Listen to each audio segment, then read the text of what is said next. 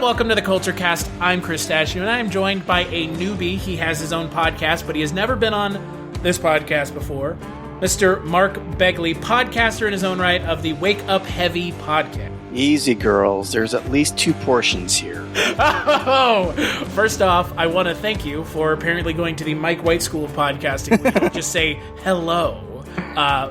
To all of you future guests out there, just saying hello is boring. I know you. The guests know you. Give me something to chew on, because I'll tell you what, 18 again? I'm chewing on it right now. It's been in my mouth all day. Mark is here to join me. Before we talk about the movie, Mark, tell the listeners of the Culture Cast a little bit about your podcast, The Wake Up Heavy. Well, Wake Up Heavy is mainly me talking about horror films. I do take tangents every now and again, but horror films that I watched when I was in my preteens and teens that kind of laid the whammy on my brain. And so go through that. I've done series on Stephen King movies. I've done some other tangents, so kind of a mishmash. Eventually I will run out of movies that I watched in my teens that laid the whammy on me, so I kind of try to branch out a little bit. And this year has been very sparse. I have done, I think, 13 episodes. Last year I did 45. So with this whole COVID thing and being stuck at home with my daughter most of the time, it's kind of cut into the old podcasting game. Was there a pandemic going on? Yeah. No? Okay. Fuck that shit. We're not having that conversation. Yeah. But yeah, no, I've noticed, though, when we're talking about podcasting, like, you were in one of 2 camps. You're either like, I can't podcast anymore because I literally just can't do it because my lifestyle has changed substantively, or you were like, I have all this free time all of a sudden. And like there was not like a happy middle ground, unfortunately. Because, you know, obviously, like you just said, you have a daughter, and if she's around, it's going to be hard to do anything like this. And so, obviously, a lot of working parents were finding that out very quickly. But it is kind of crazy that, like, the podcasting industry, we've seen a bunch of new podcasts show up, and a bunch of podcasts that, like you were saying, we're putting out consistent content. All of a sudden, we're just like, what the fuck am I supposed to do now?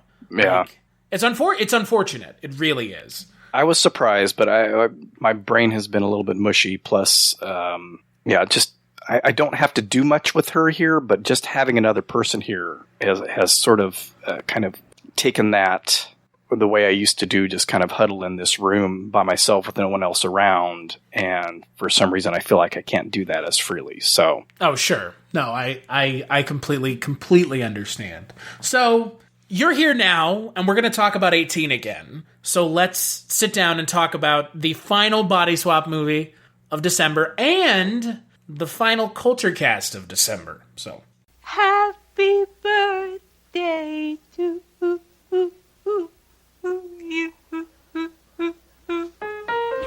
George Burns is Jack Watson, ladies' man. Do you think she's a little too young for you? Look, I'd go out with women my age, but there are no women my age. And birthday boy. I wish I could do it again because I had that much fun. But this year, he's celebrating Grandpa! in his grandson David's body. Are you all right? Fine. What the hell happened to my voice? Do you believe that a person can go from one body to another? Charlie, I got my wish. I'm 18 again. He thinks like George Burns. Maybe you'd rather be hang gliding or something. What, with my arthritis? But he looks a lot younger. You got any decent cognac in this place? Now he's going back to school. Do you have a problem? Do you realize the last time I saw a naked lady? Last Thursday. Meeting the student body. But you said you didn't want to dance. And having the time of his life. Okay, my spin is a little off. The second time around.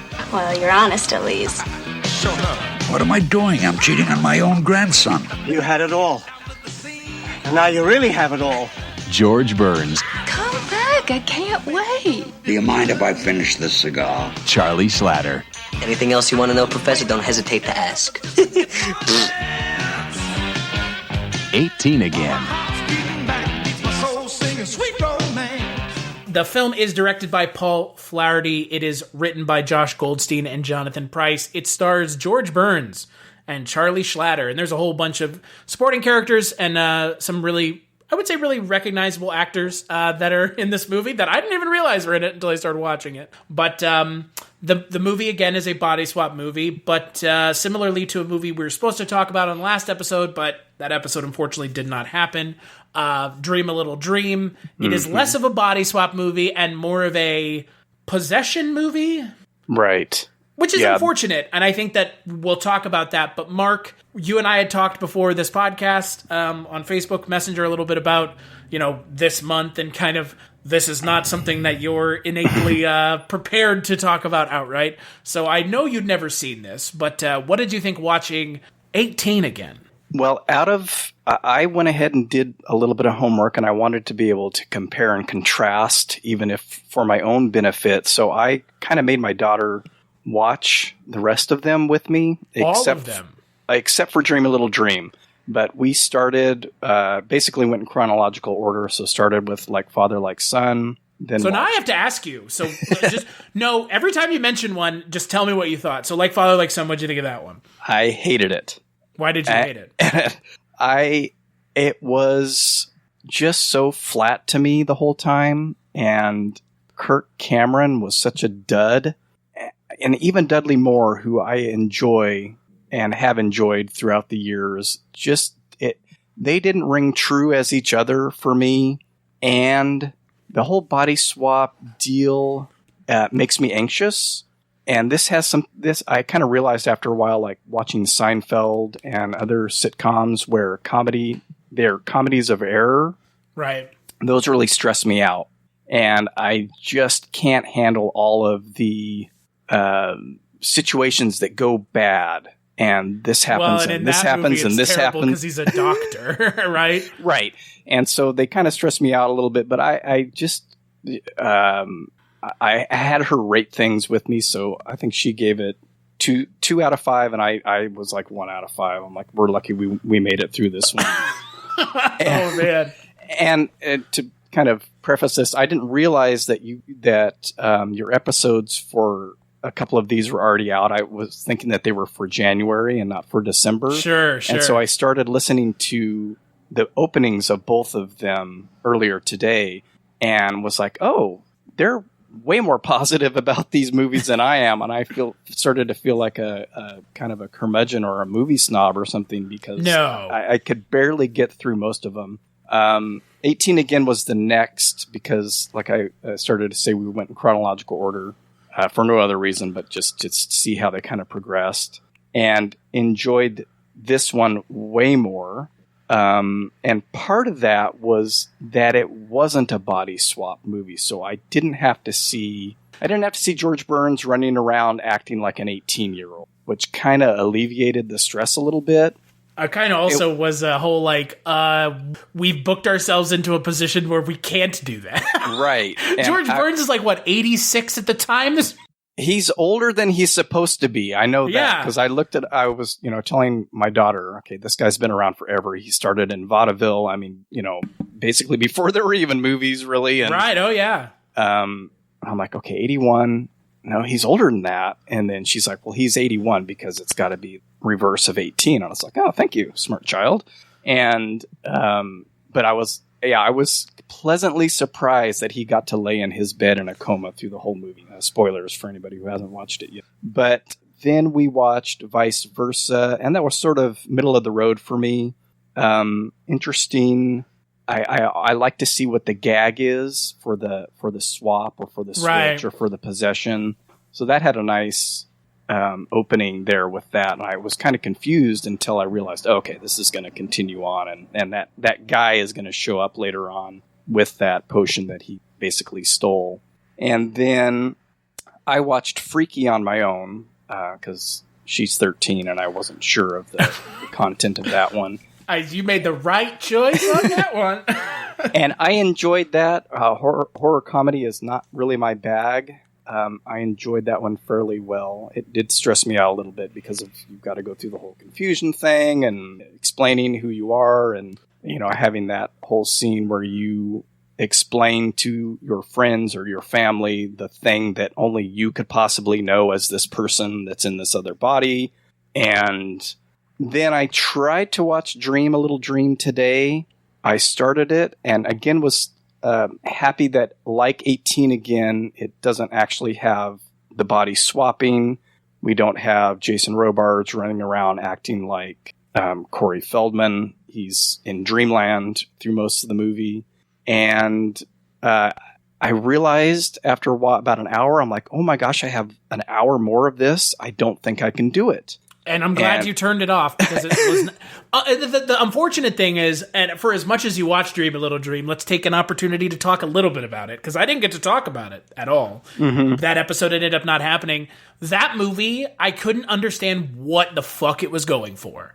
Like, it was like a tonal mess through that first hour, and the second hour does not get any better. It actually degrades even farther to where there's a point where there's a character pointing a gun at multiple characters. I went back to the end and caught that part at that party or whatever it was, and because I wanted to see how they swapped back or switched back, and I was like, oh, that escalated quickly.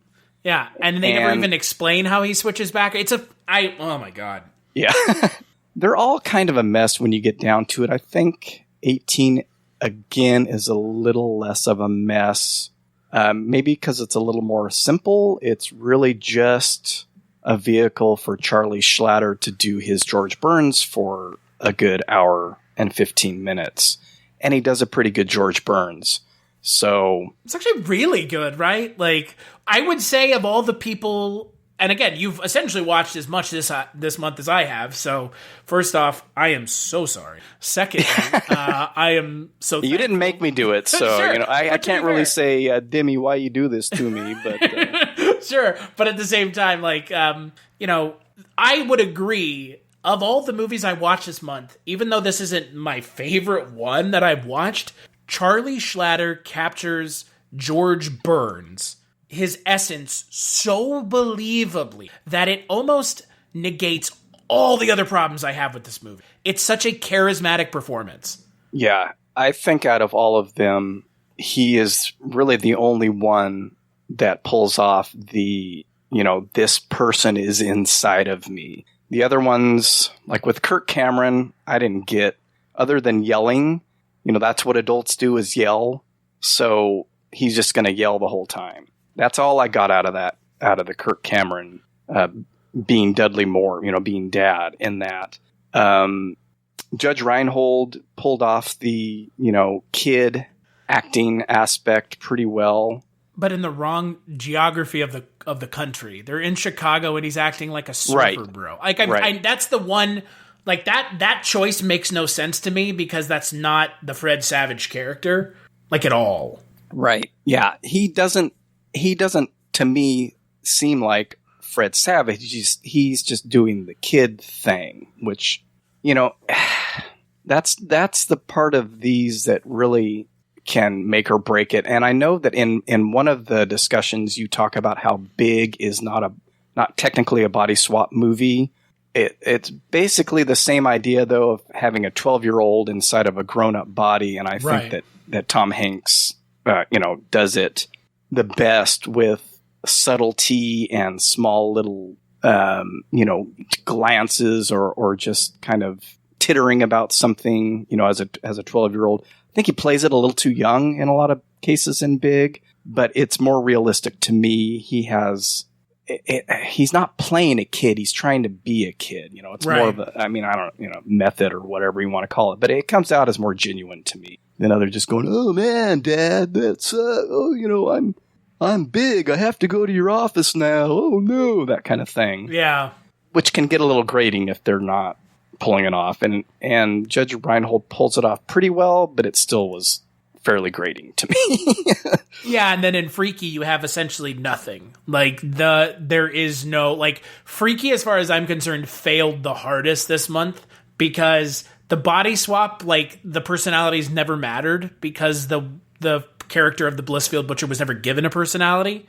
So anything that he imparts onto the Catherine Newton character is like it makes no sense. It's never established in the universe as like being motivated by anything.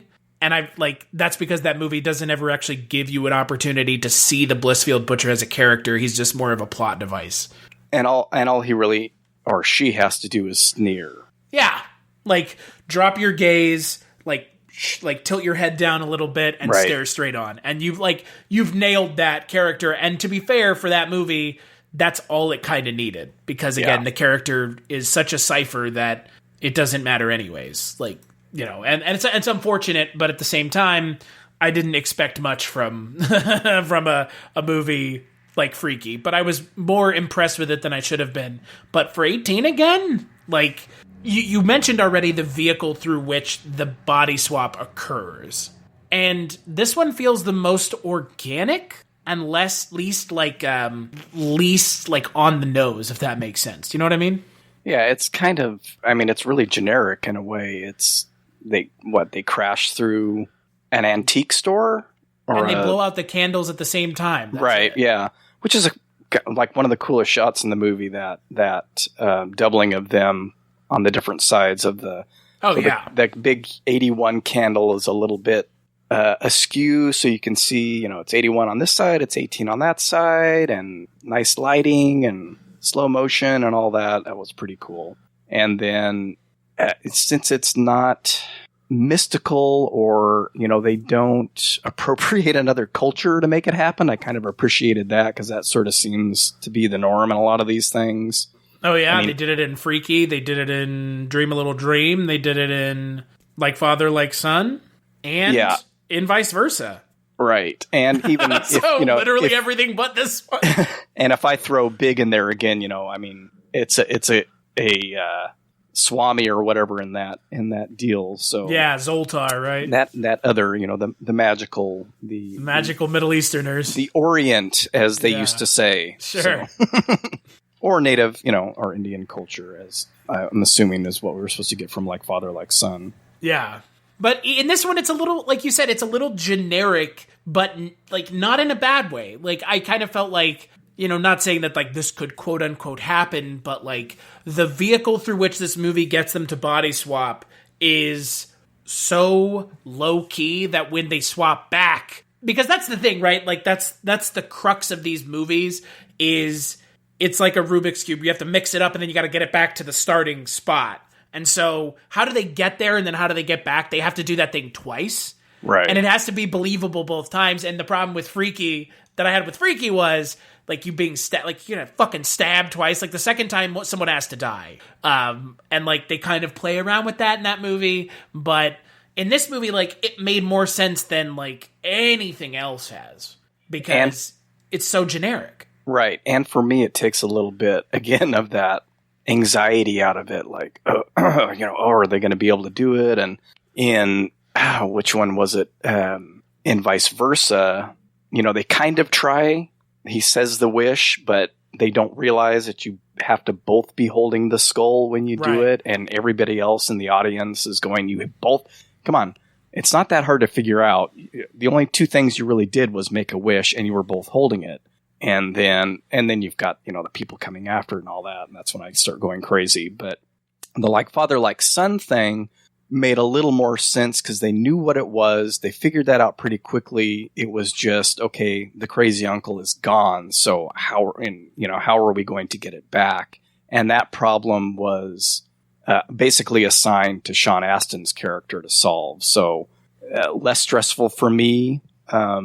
This anxiety thing will probably come up a lot just because that's probably why I never watched these when I was younger. Although these came out when I was 19 or 20 and I was probably just a pretentious movie snob at the time. So I was going to say this movie would have been made for like someone your age at the time, right? Like I feel like these play, 18 I don't know, again. Like, is George Burns popular with the 18-year-old crowd in 88? Like, one of the reviewers, Janet Maslin, her review of the film was like, George Burns was who people came to see, and he's in a fucking coma all movie. Like, who, what? Like, no, I mean... who was coming to see George, what? Like, who the fuck was coming to see what movie? When? What?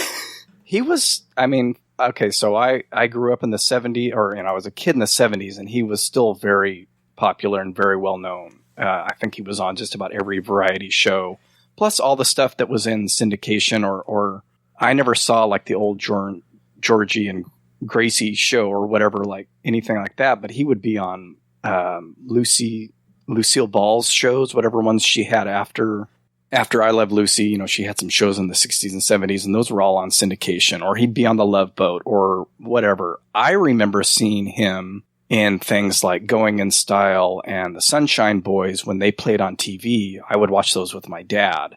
So I knew who George Burns was from a pretty young age, but at 18 years old, that's not why I would go see a movie. Right.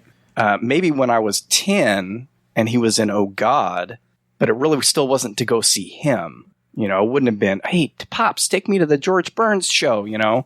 Yeah, and that's the weird thing. Like, with something like Vice Versa or Freaky or, like Father, Like Son, I see what the appeal is for almost both crowds.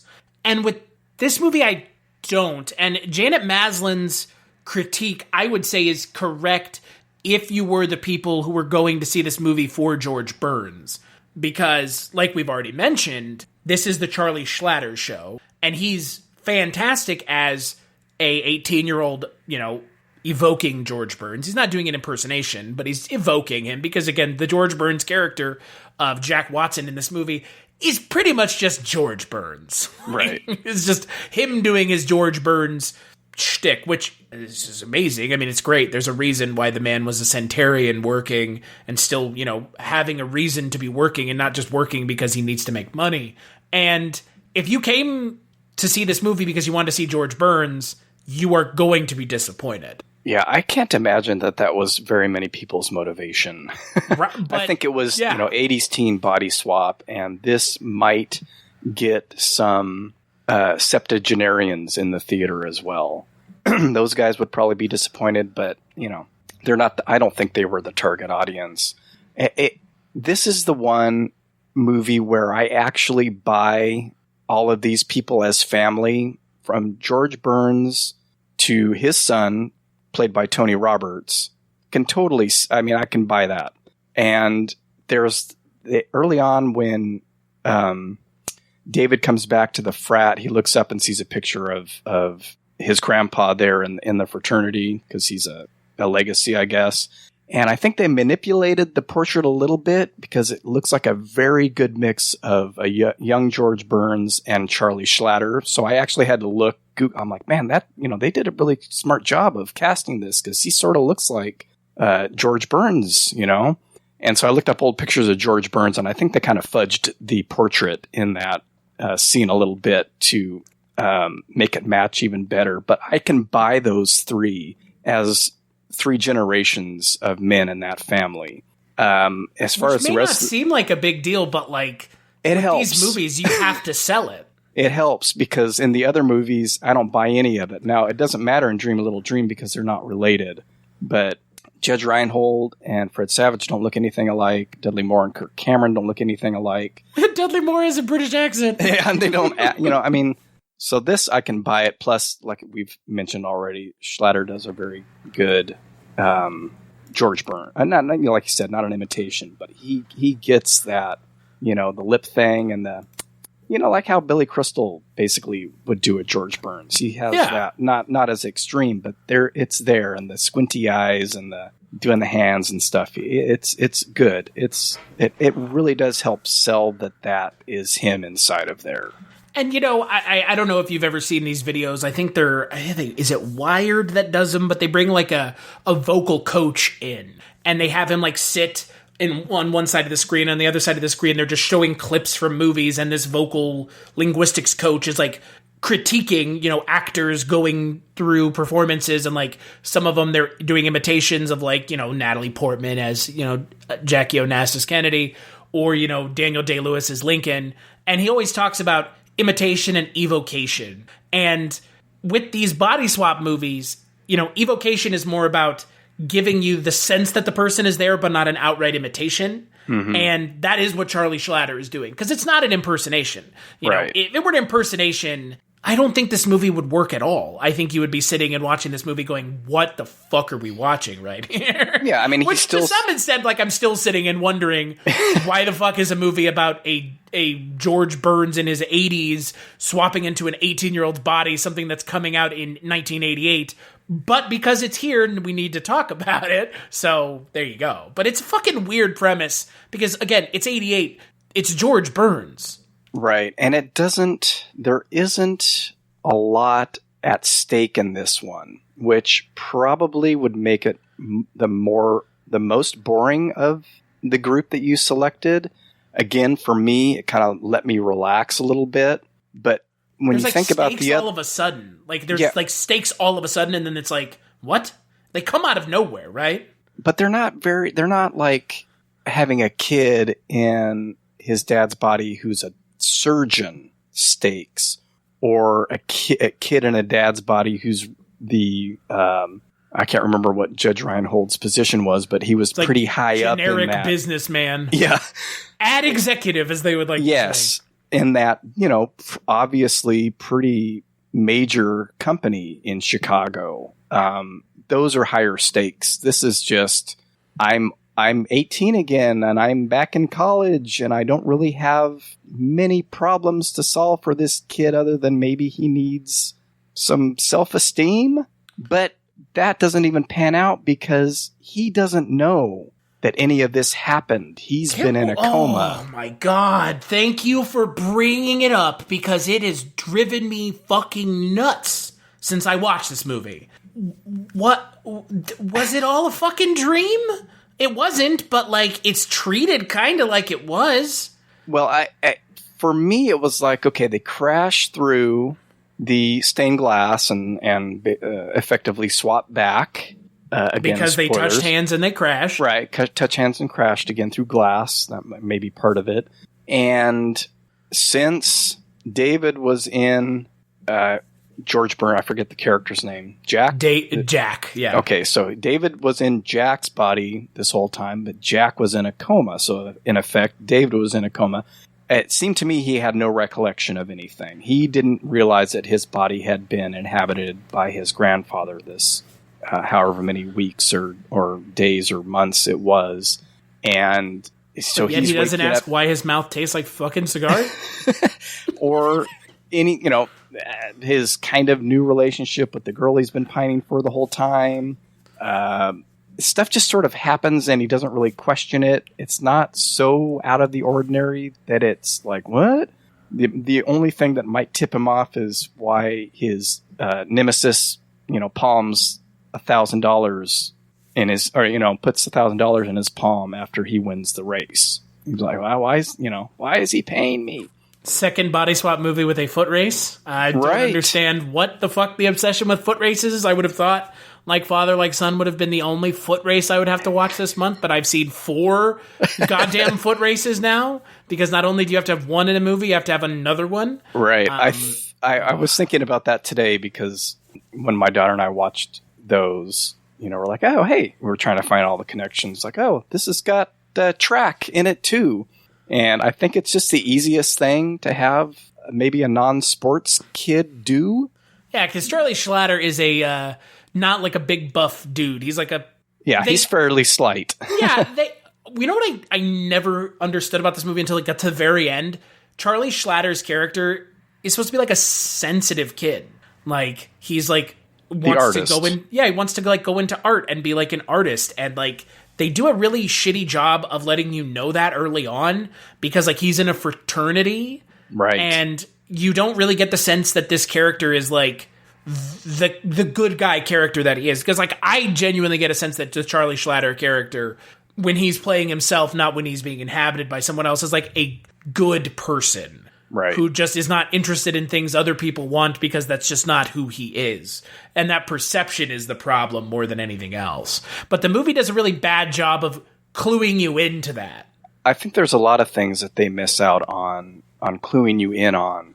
The father-son relationship between George Burns and Tony Roberts is played with a little bit at the beginning, but pretty much forgotten for the rest of the movie until the end, when everyone thinks that George Burns has died because they pulled the plug on him. But that could have informed more of the movie, and maybe it did.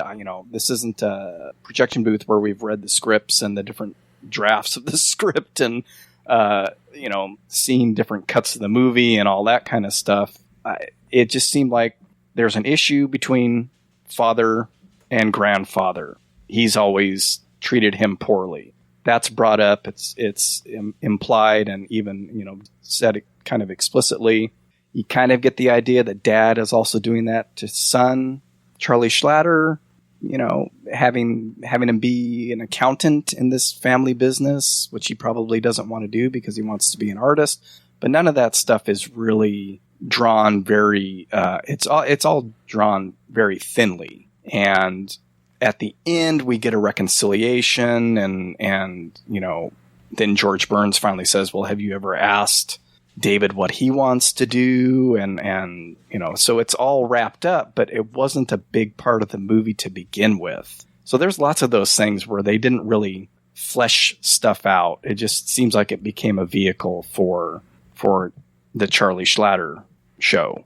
Well, and then you have someone like Anita Morris, who her entire character exists for that sole reason. And again, given way more importance at the end than it was almost through the rest of the movie. Yeah, a lot of people, drop. I mean, Pauly Shore almost completely drops out of the movie at one point. He's in the first 3 or 4 scenes, and then when it kind of becomes more about David wooing Robin, then he's gone. And then he shows up at the very end at the race and cheers him on.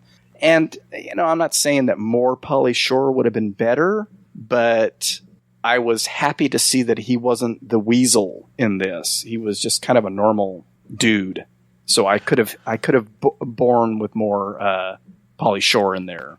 I was about to say, I'm right there with you. I was not in the camp of, I didn't, I looked over the cast before I watched the movie, and I guess I just kind of looked over the fact that Pauly Shore was in it. But yeah, like you said, it's not the grating nonsense that we would be so accustomed to with Pauly Shore, 2 or 3 years later.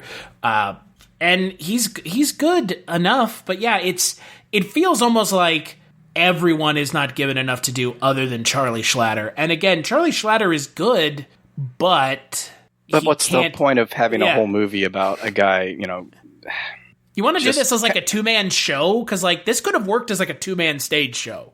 There are things about this that you could take George Burns and a younger comedic actor and do the 1,000-year-old man, like Carl Reiner and Mel Brooks. I mean, you could do something like that where it's a body swap thing, because Charlie Schlatter does a good evocation of George Burns, but this is not the way to use it. You could have come up with another scenario where there would have been stakes, where the story you were telling didn't fall so flat.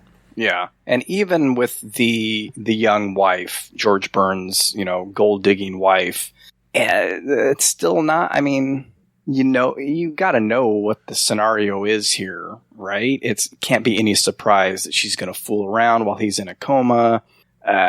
He gives her half of everything in the will, and then that's just sprung on you all of a sudden at the end of the movie when they find out that they've pulled the plug. So there wasn't that drama before with maybe the Tony Roberts character and the new wife and fighting over the company. None of that, Again, that's probably stuff that would have stressed me out while watching it. So while I'm watching it, I don't miss it. But when I think back on it, it's what was the point of all of this?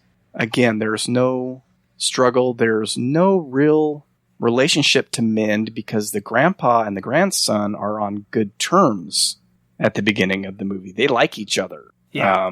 Unlike, the father and the grandfather and the father and the son. And there's no real... I mean, there's always a relationship drama. I think in every one of these, we've got a guy pining for a girl who's spoken for by, a dickhead. I mean, that's, if I'm not mistaken, that's in every one. I can't remember. If that's aside from Freaky, but... Right. But Dream a Little Dream, which is where that all got confused because sometimes it seemed like those two were friends, the Corey Feldman and the character named Joel. but then they weren't, and then they're both pining for Meredith Salinger, and blah, blah, blah. And I guess we avoid that and vice versa, because Fred Savage is pretty young. So, but all the other ones, you know. No, vice versa has its own problems, like Fred Savage looking at his father's cock and going, oh, this is great. I think at least we didn't get that in this movie. I swear to God, Mark, would have turned this shit straight off if you know where I'm going with this. If for some reason Josh Goldstein and Jonathan Pryce took it upon themselves to have Anita Morris and Charlie Schlatter fuck. Yeah. I was like, I was half expecting it, but me too, really. I was expecting it until they did that scene early on in the movie where it was like they're setting this up for like she's, you know, the like nympho gold digger, and like, you know, she's not getting any from the old man, so she's going to go and get it from the rest of his family. Like, once they did that, I was like, okay, they're not going to go the route that I thought. But like, I was like, they're going to do it, and it's going to be fucking terrible. Well, that brings up something, and I don't know if you guys got to this on the other episodes that you did, but there always has to be, especially when it's the father-son swap, which two of these are. There has to be there can't be a wife. There can't be a mom. It has to be at least not in the house.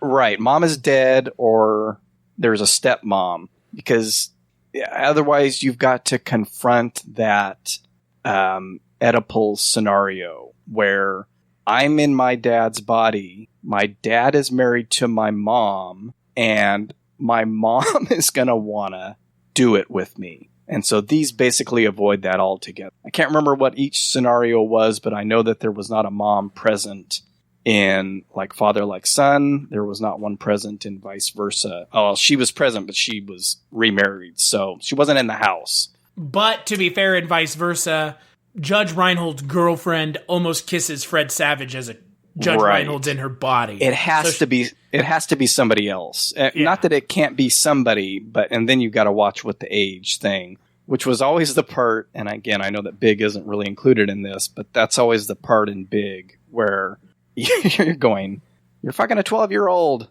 You know? Yeah, like, you can't... it's like in Freaky, like, the same thing. It's like, your body... Like, even if you weren't controlling your body still murdered people. Like, right. You can't, like, change that. And it's like... I mean, you know, I was expecting it in this movie. You know, It would have made more sense, and, I mean, it could have worked if done properly. I kind of liked... I mean, especially since I was watching with my daughter, but I kind of like that they didn't. But it could have worked, you know... Not related in any way. You know, she's quite a bit younger than Grandpa, obviously. Still older than him. You kind of get that older woman. I mean, that's a very 80s thing. You know, My Tutor, all those other movies in the 80s that explored older women and guys in either high school or college. So They could have played around with that. But you have to have a pretty deft touch to make it not super creepy and gross. Well, and again, like you said, they avoid the horrifying I'm gonna have to bang my mom thing every time, and like it's so obvious every time that they have to avoid it. Right. You're not going to have a male or female traditional body swap character. Yeah, you're not going to have a traditional family unit in a house in a body swap movie. Or if you are, then that's going to be the joke. And I mean, it's like Back to the Future, basically. Then you're getting into that whole thing of him having to avoid his lecherous mom the whole movie, which they do a decent job. It's still icky. I mean, it's still gross. It probably says more about Bob Gale than it does about the people who are watching the movie. Right. So, you know, and again, it just always, I always wish at the end of Big that you had a real strong, just flash. You kind of get a flash in her eye of like, oh, you know, when he changes back into a kid on the street. But I really wish they had kind of nailed that a little bit better. Like, oh, yeah, he's 12, you know. That I think they avoided that. But everybody knows what's going on in that movie. So anyway, that's my thing about Big. I think they missed the landing on that.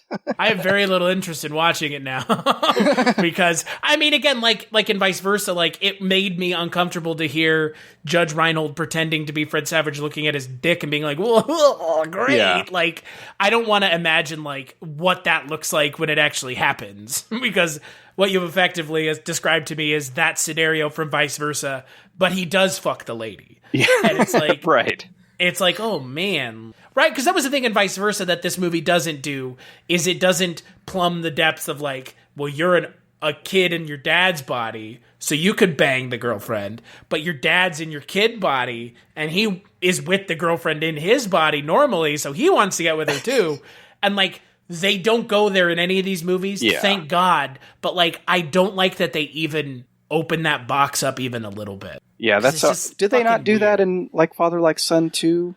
Yeah, because the woman that was like coming on to Dudley Moore all the time. But again, in that movie, the kid's essentially 18. Right? Does Kirk Cameron check himself out though when he's Dudley Moore? Although I don't think so. He's bigger than Dudley Moore, so maybe that doesn't make sense. Yeah, that's fair. I don't think so. I think that only the joke is used in Vice Versa. Because Okay. It's the only one where it like kind of makes sense. And I guess it's used in Big. So we actually watched Big recently with my daughter, so I'm probably conflating that as well. I think I've never seen Big, so... Okay, yeah. I'm pretty sure when he first wakes up, he does that. So. Oh, God. I mean, they don't do it in this movie, but in this movie, it has its own problems. I'm really disappointed by how little used the supporting characters are, because in so many more of these movies, at least the ones we've seen this month, the supporting characters are almost better than the main character. Right. Yeah. I'll even give that to Sean Astin in Like Father Like Son. I enjoyed him oodles more than Kirk Cameron, but he was still it was still really broadly drawn 80s, high school dude. It kind of comes back to that whole thing of like, who's writing this?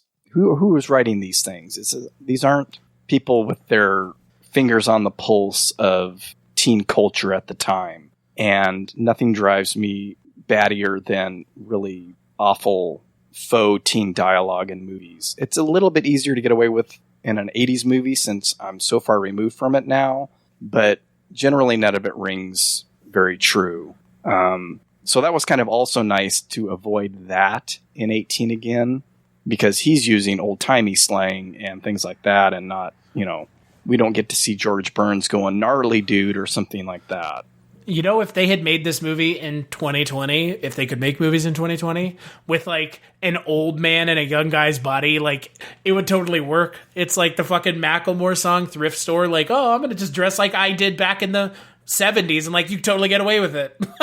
Dude, that totally works now in 2020. Like, and it's weird to me because like I genuinely don't think in 88 having a flapper party would have been something that like any fraternity would have done. Yeah. But like you could do it now in 2020, like it would totally work. Like it really would. Well, that'll probably be all the rage in the next decade since we're it is going into the roaring 20s again. Yeah, sure feels like it too, doesn't After a pandemic. Yeah. It is funny though, because like when they showed that party at the end and it's like a flapper party, I was like, who thinks that this would actually happen? See, now you would be the frat boy jerk in this scenario then, because none of those guys dressed up for it. It was only Charlie and everybody else that he had won over. So I'm just going to leave that there. Yeah, I'm the asshole here. It's my fault. You know what they all had, though, if I'm not mistaken, although I could be wrong about Dream a Little Dream since I didn't finish it, but they all have a scene in a bar with a musical band, if I'm not mistaken. Pretty sure. I know they do in Vice Versa and 18 again. And maybe I'm misremembering Like Father Like Son. And Like Father Like Son. Isn't there a heavy metal club scene in that as well? Date with someone to that? Or am I thinking of Vice Versa? I know. Oh no, that's the club at the beginning where it's like all the women and they're the only two dudes. That super awkward club scene at the beginning of the movie. Yeah, so I appreciated that in 18 again, it was a punk club and it was the Dickies and it wasn't hair metal like the other ones. So that was another plus for me if we're comparing and contrasting. But they didn't play Killer Clowns from Outer Space, so why are you having the Dickies on stage? I was like, I think I know who this is, and then I had to look it up. I was like, oh yes, okay, yeah, I thought so. It's like when Primus is in Bill and Ted's Bogus Journey. It's the same thing. I was just like, I know this band, but not from this. Yeah. I wouldn't have even guessed that they would be in this. It's not even mentioned anywhere that they're in this. Like, if you look on Wikipedia, it doesn't mention that they're in there. On even somehow IMDb's shitty trivia is slacking, it doesn't even mention that they're in there. Because sometimes if you have a band on screen, it's literally just like a bunch of people banging on instruments. Yeah, no, I was surprised it was an actual band. I was like, this feels authentic to me, and that guy looks kind of familiar. I wasn't like super into the Dickies or anything, but just being alive at that time, I had some recollection of who those guys were. So it's kind of crazy how many like really well-known character actors are in this movie that are given nothing to do. Like Jennifer Runyon, who played the girl at the beginning of Ghostbusters, that shares the scene with Bill Murray. Then you have Miriam Flynn, who plays Aunt Catherine in Christmas Vacation. You have Red Buttons. Yep. You have George DiCenzo as well. And like, they're given nothing to do. George DiCenzo and his pants. Yeah. Oh, what the fuck was up with that? Speaking of Back to the Future.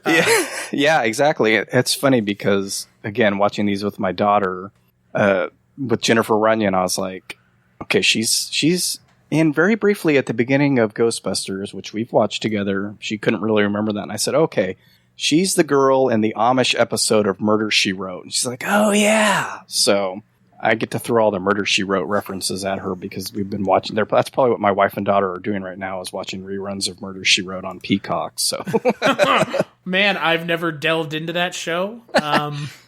I do love me some Angela Lansbury because, according to her, it is a tale as old as time. It is a song as old as rhyme. It is Beauty and the Beast.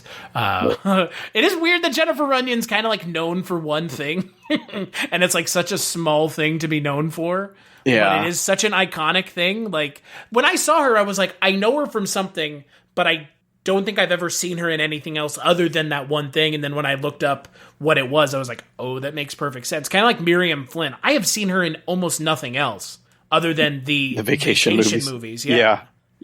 Jennifer Runyon, for me, I just remember having a crush on her when I was around that age. She's one good-looking chick, so as far as Ghostbusters and Murder, She Wrote, I can't really think of anything else that I've seen her in, but I just know that I always thought she was really attractive. And it's too bad that they don't give her anything to do in this movie. Yeah, it's the typical. I mean, what do they give the love interest to do, really?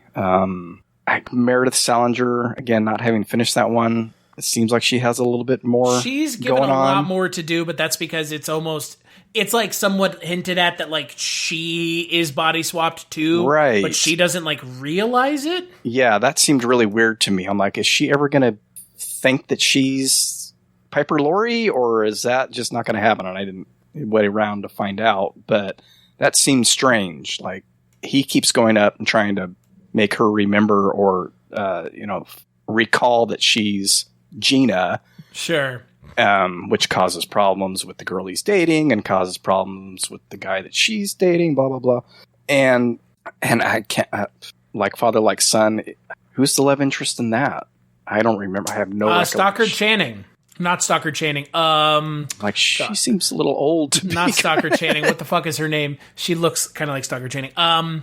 Margaret Collin, the woman from I just know her as the woman from Independence Day. Oh, right. Okay. The woman who plays Jeff Goldblum's estranged wife in Independence Day. Yeah. She's the love interest. But no, there is a love interest though in that movie. I don't remember who it is. Yeah, I was just trying to think of who's Kirk Cameron after, but maybe again, I could be just No, he has it's that same thing where it's like it's the jock who he's like it's the track team jock. Like 18 again is very similar to like Father Like Son in a lot of ways. Aside from there's only one body swap. And I think realistically, as we kind of bring this month thankfully to a close, the body swapping I think works better if there's only one person. I like that aspect of it. I mean, I really do. It just makes it easier on my brain to not have two things to track and get stressed out about throughout the whole movie. And it also gets rid of you spending as much time doing two of the same kinds of gags. Right, because you're effectively having to double up on gags, because you're going to do a gag of the older person or the other gender in one body, and then their opposite. And it's like, Jesus Christ, this is just tedious. Yeah, right. Tedium. That's a good word. I mean, that's what it feels like to me after a while. Tedium. Yeah, it is. And like, that was the reason that Ryan Reynolds, Jason Bateman movie, when it came out, it was a fucking tedious piece of shit. It was just, it's like I don't need to see it every time. Right. Like, do something completely different with it. And even with Freaky, it was driving me nuts when, Vince Vaughn had to keep on explaining, giving that you've got to give that information that only the girl would know. And yet he doesn't do it with his sister, who's the cop. And it's like, you've got time to do this. Say one thing that she would recognize as only her sister being able to know. But I guess with the movie logic, you've got to follow these steps and do these things that allow this to continue. But that always drives me bonkers. I'm with you, because it's like the one thing. Yeah, they do it in 18 again too, but it's a lot less stressful. It's like, remember that bar in the Philippines you told me about, or whatever the story is, and the scene with red buttons. Yeah, and only he would know that because it's a secret between the two of them. But you've got to have two of those scenes. You got to have two scenes of them in their school and or workplace trying to figure things out. You've got to have scenes with the love interests. How are they going to deal with that? The back and forth, and it just makes me curious overall as to what the deal was in the late 80s that 4 of these movies popped up all at the same time. And if you want to rope big into that as well, what was the thing that as a society or just as a Hollywood trope, what created this so close? I mean, these are really close together. All these movies came out within 2 years. 88 and 89. Why? Yeah, I don't know. It's bizarre to me because, like, these 3 movies, at least these 3 specifically, and like you said, you roping in big, they're all so very much the same movie. Yeah, and so I don't know if it was like, at the time I would have been completely out of the... I wouldn't have understood it at all back then, but nowadays, you know that scripts float around for years, so was one of these scripts out there, and it passed through all these hands and finally got picked up, and everybody was like, oh, I remember that script, and now they're going to make this movie. Don't we have a script like that? Or don't we have a script that can be shoehorned into that? And they're all different enough to where, it's not all father-son body swap. Father-son mystical body swap. This, girlfriend, trouble with work, blah, blah, blah. They're not all exactly the same, but there's enough similarities between them that you just have to think, what was the impetus for these to all come out around the same time? Because I think prior to that, wasn't maybe Freaky Friday the most recent body swap movie? I think so. And that was, early 70s, late 60s? I think what they realized was just like, this is a thing that hasn't been mined. This is an older, like, genre trope, subgenre that we can utilize and, like, really, like, I would say, like, take out back and beat to death outside the woodshed in some respects. Because, again, like, I don't think, like, anyone who's listened to any of these episodes this month would disagree that these movies are all very samey. They are all in the same box together. Are they in different sections of the box, compartments, as there would be? Sure they are, but they're still all kind of the same fucking movie. They all have an inciting swap incident, an unswapping incident, and how they get there is all slightly different, but they all play in the same playground. Yeah. And, we had something like, Freaky, which obviously was more contemporary. And, there are other movies that we didn't watch, like, I'm not going to watch Prelude to a Kiss, sorry, but it's a body swap movie, or a movie that I'm kind of disappointed we missed, which is Switch, which is a film about a sexist womanizer killed by one of his former lovers and he's reincarnated as a woman. I would be interested to see that movie. I'm sure it's terrible. But like everything we watched this month for the most part was very samey, and like that's on me. But at the same time, I was curious how samey they were. And it's shocking. They're all almost the same movie. Yeah. It's just a curious thing to think of. What is it? Just studio execs passing around an idea that's similar to something that's at all these other studios. What's that thing called that the comedians all claim, like that Amy Schumer claimed when she was stealing people's jokes? Like, oh God. They have some fucking bullshit term for like everyone supposedly thinking of the same idea at the same time. And it's and that does happen. I mean, that's how they explain like the Renaissance. How did all these people with basically no communication in Italy and France and Denmark all figure out perspective at the same time? It's that, there is a term, and I always forget it as well. But that kind of stuff happens. It's a little harder to believe when you're talking about Hollywood. But considering how I assume all these scripts were circulating to everyone. Right, and that's the thing. And, I believe that two of these, I think Dream a Little Dream and maybe Vice Versa, came out from the same company. I remember seeing the same logo, and I've watched other movies in between then, so I could be confusing things again, but I do know that the DP for Dream a Little Dream and Vice Versa are the same person, because I pointed the name out to my daughter when it came up on the screen, King Baggett, and that's a name. And I said, that's what I told my daughter. I said, wow, that's a cool name. And so I remembered it, and I was started watching Dream a Little Dream today, and whose name popped up in the credits?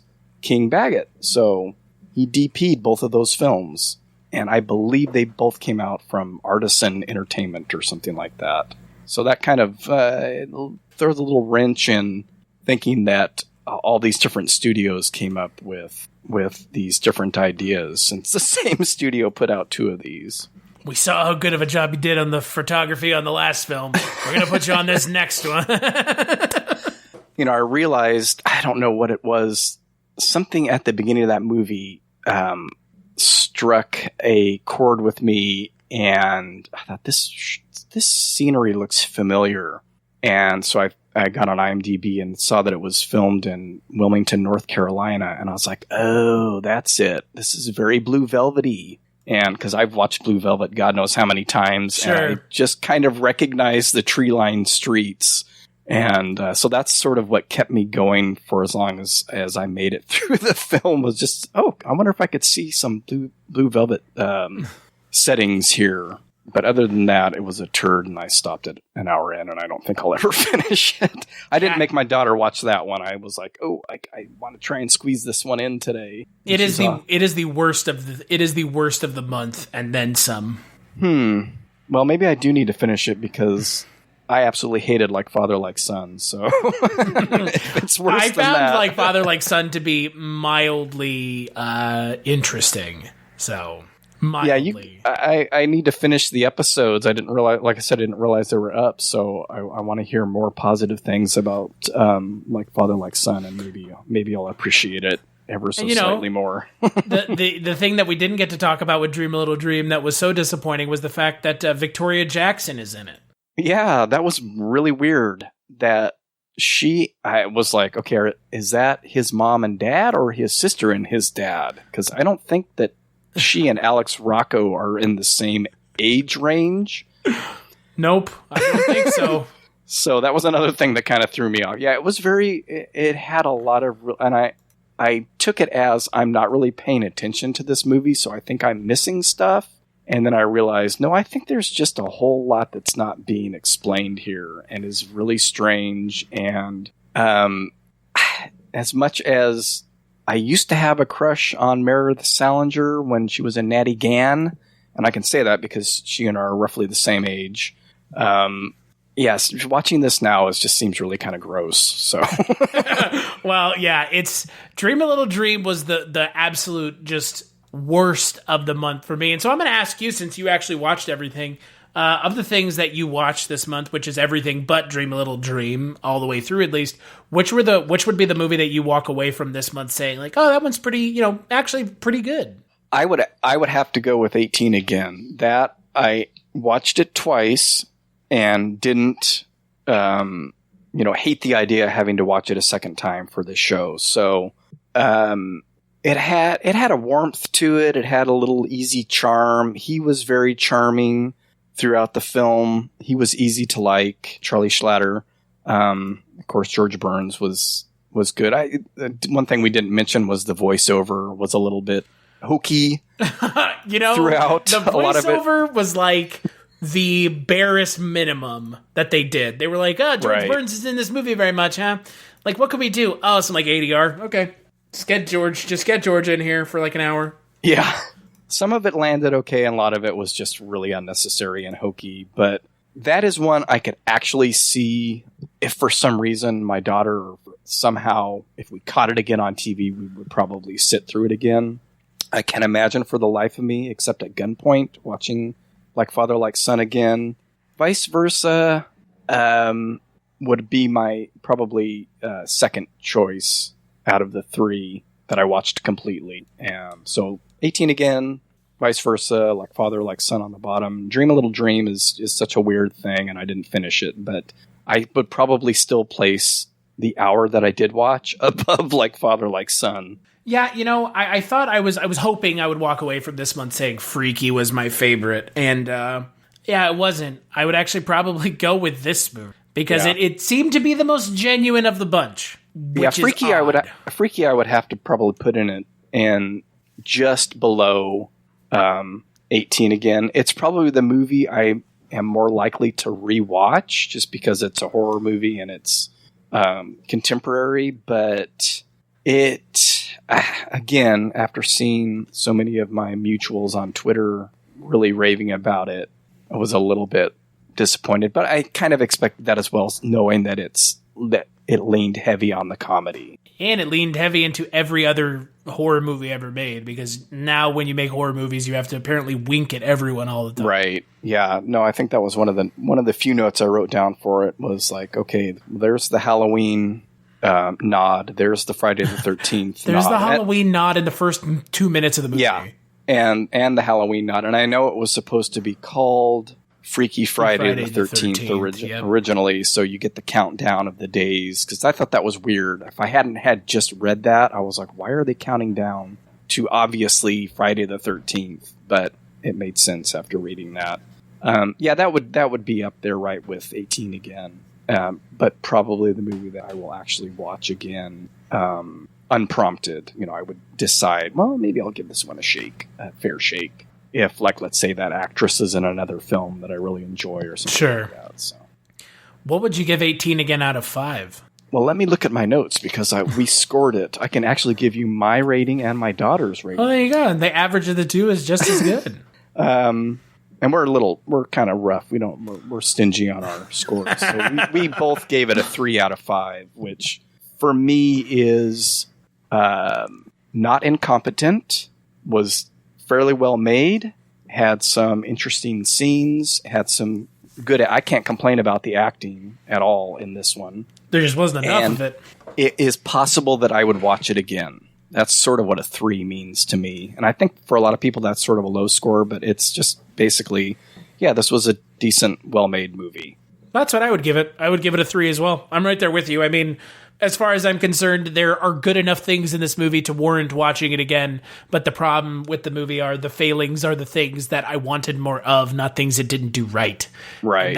And that's a shame, because the movie short sells itself. It doesn't really shoot itself in the foot, and that's unfortunate. But according to Dale Stevens of the Cincinnati Post, he couldn't write a review for this film. He couldn't stop laughing. That's one of the little blurbs on the front of one of the box arts of the movie is like, I can't write this review. I can't stop laughing. Like, I know that sounds when like somebody doesn't want to do their job. Yeah, that's a cop-out, fella. Yeah. I can't stop laughing. It's uncontrollable. Like, oh, dude, it's a movie review. Movie's not even that funny. I wouldn't even say the movie's funny at all. Like, it's got a couple funny moments, but like, His editor's like, again, Dale?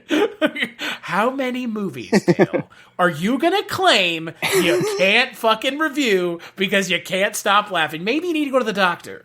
Maybe you need to go to the doctor, Mr. Dale C. But with Body Swap Month in the rearview mirror, let's play a preview for the first Culture Cast of 2021. Mackenzie was having the best summer ever. Can you believe they're talking about 40-foot waves? Summer's not over yet! West Side Story! How can you two like this silliness? Best movie ever made. It's always summer and everyone just sings and surfs. Surprise. We're leaving tomorrow. Mac, what does she mean by leaving tomorrow? After we lost my mom, the deal I made with my aunt was when it was time to get serious, I would leave to go to college. But one last wave will take them to a place they never expected. We're in the movie. My movie, West Side Story. What do we do? Have fun! Wow! We're stuck in another dimension, and your idea of a good use of time is to party? Bikers, surfers, the rivaling gangs. Stand back.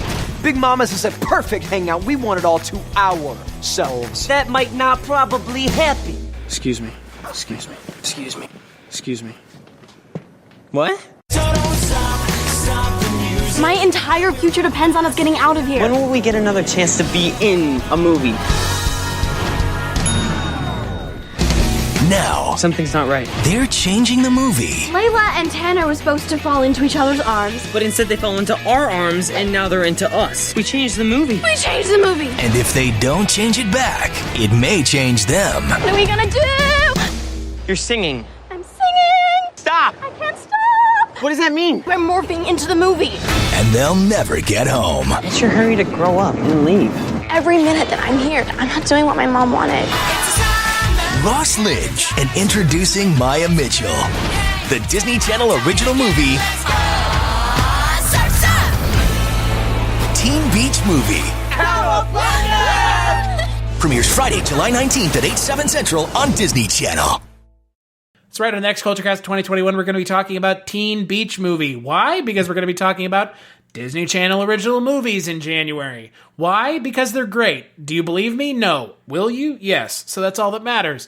We're also going to be talking about Smart House, Camp Rock, Can of Worms, and a film that I am genuinely excited to talk about, Xenon, Girl of the 21st Century. Until then, where can people find you, Mark? They can find me at my website, wakeupheavy.com, which will have all the links to social media and SoundCloud and iTunes and all of that good stuff. And if you want to find me on Twitter or Instagram, it's just at wakeupheavy. I'll probably also on Facebook, although I don't use that quite as much as Twitter or Instagram. It's probably for the best, given how shitty Facebook is. Yeah, it's just not...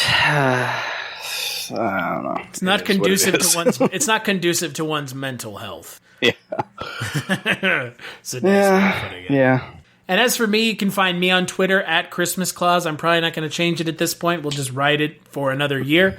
So there you go. You can find this podcast on the internet at culturecast.com or on all iOS or Android podcatchers. It's on every single one.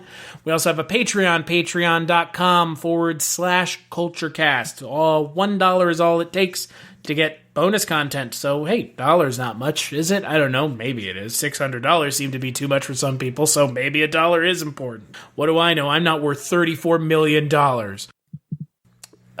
What else? Big thanks. I don't know where I got really angry there, like blacked out for a second.